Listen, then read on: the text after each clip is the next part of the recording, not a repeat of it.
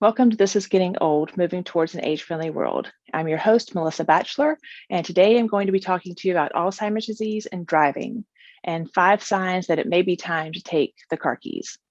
So there may come a time when you realize maybe that your parent, your spouse, or some other loved one isn't really able to drive safely. And the tricky part comes in as to how do you have this delicate conversation and balance between allowing the person to be independent for as long as possible, but also making sure that they remain safe when they're driving.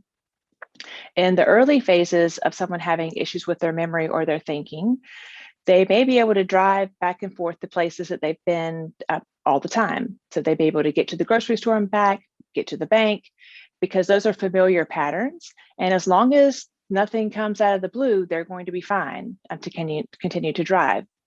The problem comes in is when something unexpected does happen, and they have to be able to adapt and adjust to that in a safe way. Now, some people are going to realize that they're having more trouble with their memory and their thinking, and they're going to voluntarily give up their keys. That's an ideal situation. The problem comes in when the person's like, no, you're not going to take my keys. And so I'm going to talk to you about some different strategies also for how you can prevent getting into that struggle.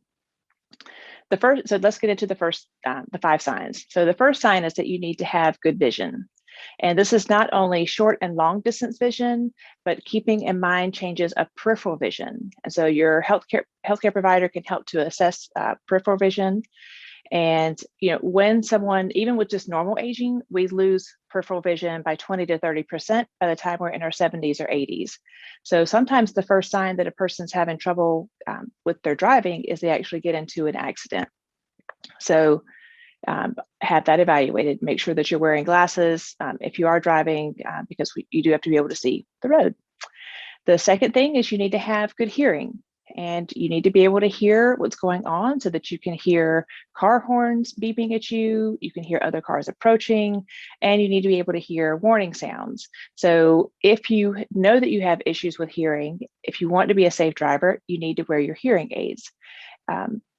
Someone who's not willing to acknowledge that they're having hearing problems, that's going to be a little bit more problematic. The third thing that they need to be able to do is they need to be alert to their surroundings. And all of us need to be alert to what's going on. You have to be able to know who's beside you, who's behind you, as well as what's in front of you. And a person who's having issues with their memory or thinking, they may have to put so much mental energy into looking straight ahead to what's on the road that they can't pay attention to these other things. And so that's another warning sign that we might need to take the keys. The fourth thing is reaction time, and this needs to be quick. And so if you notice that a person is kind of slower to respond or not reacting appropriately to different situations, that may be something else you want to talk to their primary provider about, because when you see and hear something and what's in your what's going on around you, you've got to be able to brake quickly or to adjust in some way to avoid the accident. So the fifth thing is the ability to make quick decisions. And it's not only being able to make quick decisions, it's being able to make the appropriate decision and to do that quickly and calmly. So when you're confronted with this sudden change and in the path that you're driving, we need to make sure that they're not going to panic or get upset, because that could also be another sign that it's time to take the keys. So I would recommend, if you are seeing any of these 5 warning signs, that if your loved one is resisting you taking the keys, you're going to have to enlist some people to help you. And you start with your primary care provider. You can find out if there's an occupational therapist in your area that does driving assessments, or if there's a driving safety school, and you can find that out most likely through your local DMV.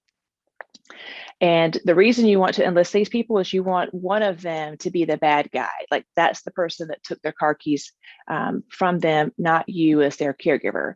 Because at the end of the day, the most important thing you can do as a caregiver is to maintain that relationship with your loved one.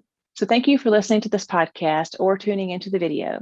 I hope that these 5 things will help you know when it's time to get help and maybe take the keys from your loved one for their safety, but also for the safety of other people on the road.